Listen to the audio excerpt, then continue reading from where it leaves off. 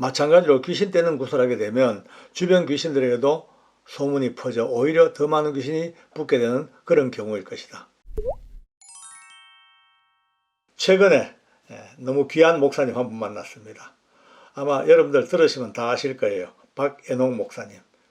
한때 무당으로 열심히 그쪽 일 하다가 어느 날 복음 받아들이고 또 예수님 믿고 거듭나 이제는 하나님의 종 목사님이 돼서 참 많은 일을 하고 계시고 특히 교도소 사역에도 열심히 하고 계시고 또 간정집회 부흥회도 하시고 특히 또 축구 선교회를 만들어 가지고 잘 아시죠?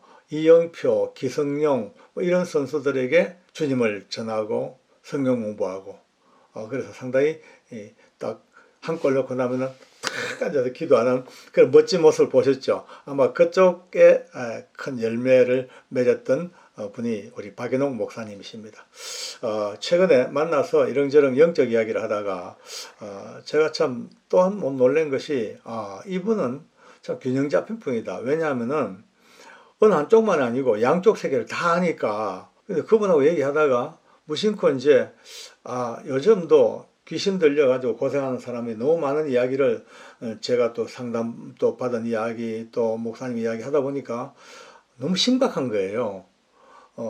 세상이 너무나 문명화돼 가고 문화 디지털 AI 시대 이러니까 영적 세계에 대해 가지고 사람들이 이제 점점 더 이제 관심을 가지지 아니하고 그쪽 세계는 아주 무속의 세계 아주 샤머니즘의 세계, 덜 떨어진 중세시대 이야기, 이렇게 자꾸 생각하니까 영적 세계가 얼마나 지금 무서워지는지 모릅니다. 악한 영들이 지금요, 자기들 안 건드리니까 숨은 상태에서 지금 이제는 공공연하게 드러내놓고 역사하는 시대가 된단 말이에요. 그러다가 마침 이제 목사님이 쓰신 책 중에서 귀신을 어떻게 쫓아낼까라는 책이 있거든요. 제가 그걸 쭉 보면서 진짜 멋있다. 이거 꼭 한번 알려드려야 되겠다. 그래서 여쭤봤어요. 목사님, 이 좋은 내용을 제 유튜브에서 그대로 낭독하듯이 해가지고 우리 구독자들과 많은 분들 알려도 되겠냐 보니까 흔쾌하게 오케이 해서 저자 허락을 받았습니다. 그래서 오늘은 제가 제 이야기를 가미하지 아니하고 제 생각을 곁들이지 아니하고 무속의 세계와 믿음의 은혜의 세계를 골고루 깊이 경험한 우리 박연옥 목사님의 이 이야기를 그대로 전하면서 다시 한번 이제 영적 세계를 정립하고 악한 영을 어떻게 이겨낼 것인가에 대한 눈을 뜨는, 그래서 오늘 이 이야기가 직접 지금도 귀신들에게 억눌려 있는 사람들은 물론이고 그 가족들도 물론 마찬가지고 혹시 주변에 아는 사람들 아니면 미리 알고 미리 준비하는 영적 준비자도 되어졌으면 좋겠다 이런 생각이 들어서 오늘 이 내용을 그대로 한번 제가 읽어 드리겠습니다. 오늘은 낭독의 시간으로 갖겠습니다. 귀신을 어떻게 쫓아낼까 제목입니다. 성경을 보면 귀신에 대한 이야기가 많이 나온다. 세상에 귀신이 어딨냐? 라고 의심하는 사람들도 있겠지만은 성경에 기록된 것처럼 사단, 마귀, 귀신은 분명히 존재하고 있다. 영적 세계를 실제로 경험한 사람들은 귀신에 대하여 잘 알겠지만은 대부분은 피상적으로 알고 있다. 구약 시대는 물론 신약 시대에도 분명히 사단은 역사하고 작용했다. 바로는 위대한 구속사적인 인물인 모세를 죽이려고 유대인 말살 정책을 폈고 예수님께서 태어나시던 해에 헤롯 왕은 2살 이하의 남자아이를 모두 죽이라고 명령했다. 이 또한 사단의 작용이라고 할 수 있을 것이다. 그리고 오늘날에도 그 어둠의 세력들은 한 영혼이라도 더 삼키려고 발버둥을 치고 있다. 영적으로 아주 강한 사람은 귀신이 감히 건들지 못하지만 영적으로 무디거나 약한 사람들은 와서 붙어도 전혀 느끼지 못한 채 살아가기도 한다. 또한 말씀으로 무장되지 않아 미혹되거나 귀신에게 사로잡혀서 고생하는 사람들도 의외로 많다. 이는 정신병이 아니라 귀신이 작용하는 경우를 말하는 것이다. 현대의학으로는 아무 이상이 없다고 하는데 정작 본인은 늘 아프고 기운이 없고 또 누군가가 와서 속삭여 대고 환상을 보여주기도 하고 자기도 모르는 말을 툭툭 함부로 내뱉기도 하고 또 하는 일마다 꼬이고 망하는 경우도 참 많다.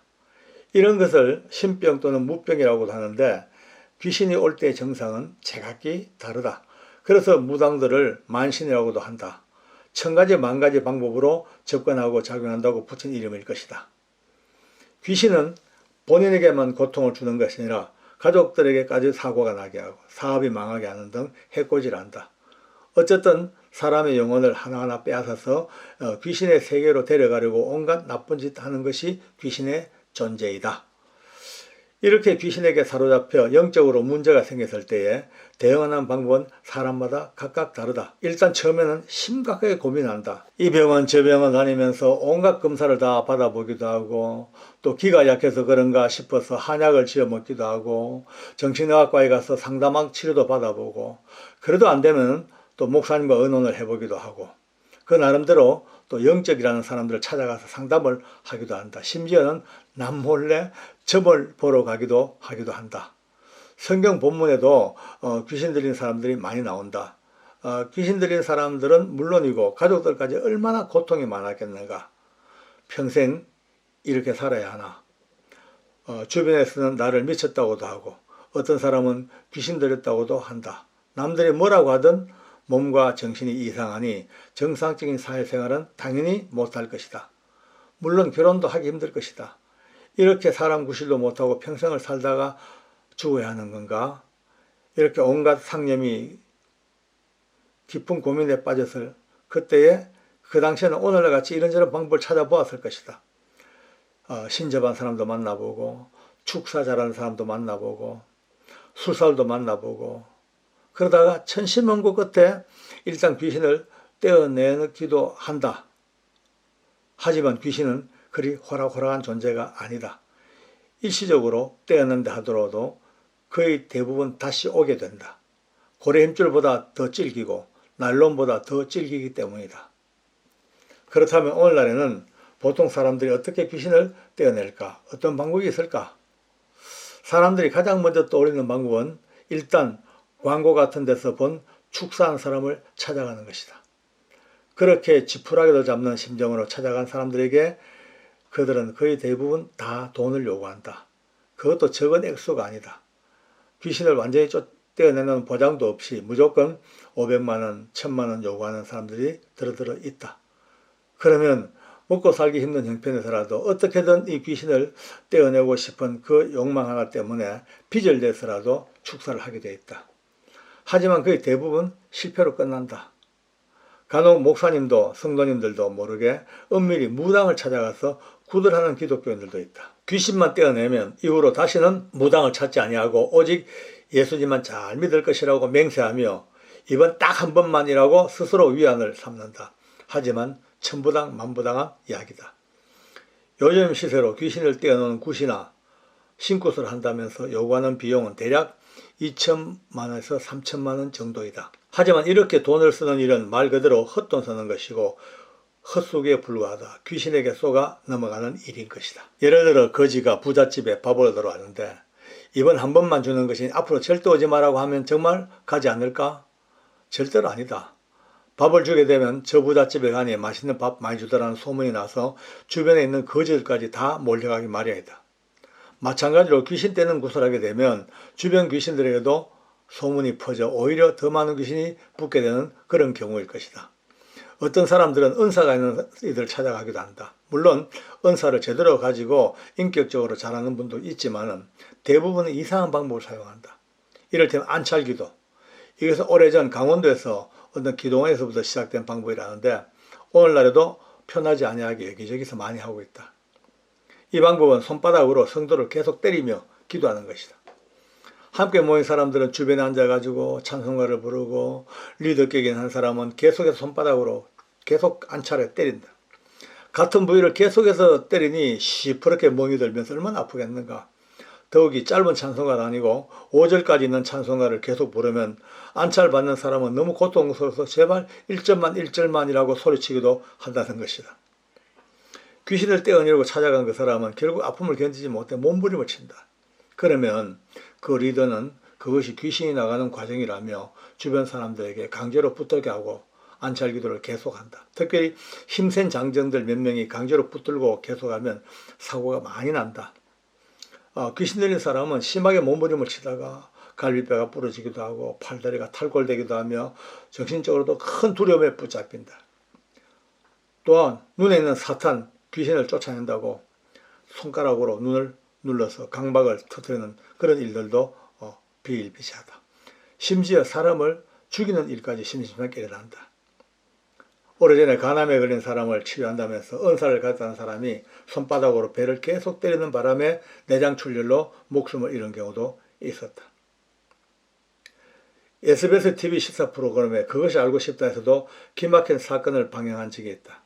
암에 걸린 환자에게 소금 간장을 한다고 학문을 통해서 소금물을 뱃속으로 집어넣었는데 그 부작용으로 오히려 더 빨리 죽어버린 사건이다. 병이 낫기는커녕 오히려 사람을 죽음으로 내몰고 만 것이다. 귀신을 떼어나는 일이든 병을 낫게 하는 것이든 어떻든 이상한 방법을 쓰다 보면 우연히 효과가 나기도 하지만 결국은 아무 의미 없는 짓이다. 성경에는 귀신과 관련해서 기록이 많이 되어 있다. 귀신이 쫓겨나갔는데 다시 돌아와 보니까 청소가 되었으니까 7 귀신을 데리고 다시 들어왔다는 이런 기록도 있고, 쉽게 말해서 오히려 처음보다 상태가 더 심각해지고 악해지는 것이다. 나 역시 귀신에게 사로잡혀서 10수년을 고생하다가 귀신을 떼어나기 위해서 처음 교회에 나왔을 때 세례도 받고 신앙생활을 계속하니 처음에는 귀신들이 다 도망가는 것 같았다. 하지만 이내 다시 오는 것을 알게 되었다. 없는 듯 하다가도 있고 가는 듯 하다가도 다시 왔다. 정말 미칠 지경이었다. 이 근본적인 해결 방법을 찾아 수없이 고민하다가 결국은 찾아낸 방법이 이것이었다. 첫째, 예배를 드리는 것이다. 주일 예배, 수요예배, 구역 예배까지 참석해서 무조건 아멘 아멘 하고 말씀을 들으며 예배에 충실했다. 예배를 가지 못할 때는 인터넷으로도 목사님의 설교를 들어야 했다. 둘째, 말씀을 계속 읽었다. 처음 성경 읽을 때는 왜 그리 어려운지 무슨 말인지 이해가 되지 않았지만 계속해서 읽고 또 읽고 성경 사전 사서 보고 우리말 성경도 보고 영어 성경도 읽고 하다 보니 어느 날 성경을 읽는 가운데서 나도 모르는 사이에 내 안에 귀신들이 쫓겨가는 것을 알게 되었다. 셋째, 기도하는 것이다. 틈나는 대로 하나님께 기도되었다. 매달렸다. 걸어다니면서도 기도하고 차를 운전하면서도 기도하고 심지어는 기도원을 찾아가서 기도하고, 사입이 이단 기도원 가면 안 되기 때문에 꼭 기도원 갈 때는 담임 목사님이 의논하고 검정교석을 찾아갔다. 따지고 보면 아주 간단하고 단순한 방법 같지만 이것이 바로 진리였다. 이것이 귀신을 완벽하게 떼어내는 방법이었다. 많은 시간이 흐른 뒤 예배를 드리고 말씀 읽고 기도하는 것 외에는 귀신을 이길 방법이 없다는 것을 알게 되었다. 내가 바로 그 간단한 방법으로 귀신을 다 떼어낸 것이다. 당시에는 어느 누구도 나를 도와주지 못했다. 그래서 나는 오직 주님만 붙들고 이겨냈다. 예수님이 내 안에 채워지면 된다. 말씀이 내 안에 채워지면 해결되는 것이다. 기도로 채워지면 해결되는 것이다. 그렇다면 우리 주님은 귀신 들린 자들을 어떻게 구해낼 때 했을까? 성경에 보니까 명령하시고 꾸짖고 말씀하시고 그것밖에 없었다. 이 성경에서 내가 찾아낸 것은 바로 이것이었다. 주 예수님의 이름으로 행하며 명하는 것이고, 명하고 꾸짖고 그럴 때 귀신이 떠나가고 병이 낫게 되는 것을 분명히 알게 됐다. 다 아는 사실이다. 성경 어디를 봐도 예수님의 이름으로 때리고 그렇게 쫓아내는 방법은 나오지가 않는다. 손가락으로 눈을 주르고 병을 낫게 하는 방법도 보이지 않는다. 베드로의 장모를 고칠 때 예수님이 때리거나 눈을 찌르지도 아니었다. 말씀하시고. 그래서 나는 결국 얻은 결론이 내게 붙은 그 많은 귀신을 완벽히 떼어낸 일은 예배드리면서 말씀 보고 기도하며 주 예수님의 이름으로 명하고 그렇게 하는 것이 능력자 은사자들에게 안수받고 안찰받고 그것이 아니었다는 걸 깨달아 알게 되었다. 바로 이것은 정말 중요한 이야기다. 오늘날 우리가 신앙생활을 하면서 이른바 영적이라는 사람들 또는 가짜 은사들에게 미혹되지 않는 분명한 기준을 세우기 바란다. 이렇게 마무리합니다. 정말 귀한 말씀입니다. 진리는 평범한 데 있습니다. 별로 그렇게 툭 떨어지는 게 아닙니다. 예배 드리고 기도하고 말씀 보고 거기에서 결국은 이 어마어마한 무당 이었던 분이 목사님이 되는 이 과정이 오늘 기록되어 있습니다. 참고되고 적용되기를 바랍니다. 악한 영은 결코 예수님 이름 앞에 무용지물입니다. 할렐루야. 기도하겠습니다. 하나님 감사합니다. 오늘 박연옥 목사님의 자전적인 이야기를 우리가 같이 나누었습니다. 그렇습니다. 악한 영이 아무리 역사해도 예수님의 이름 앞에 무용지물이고 보혈의 능력 앞에 아무것도 아닌 종이 호랑임을 압니다. 하나님 아버지, 오늘도 이 악한 영에게 시달리는 수많은 사람들에게 다시 한번 깨닫게 하셔서 너무나 색다른 것 별다른 것 찾지 아니하고 말씀에 깊이 들어가고 예배드리면서 기도하며 예수님의 이름을 더 깊이 의지하고 예수의 보혈을 더 깊이 의지하며 말씀으로 명하며 주님 앞에 사가는 놀라운 믿음의 역사가 있게 해 주시옵소서. 승리의 역사가 기어이 우리 모두에게 있는 하나님의 언약이 될 줄 믿고 예수님의 이름으로 기도드립니다. 아멘, 아멘, 아멘.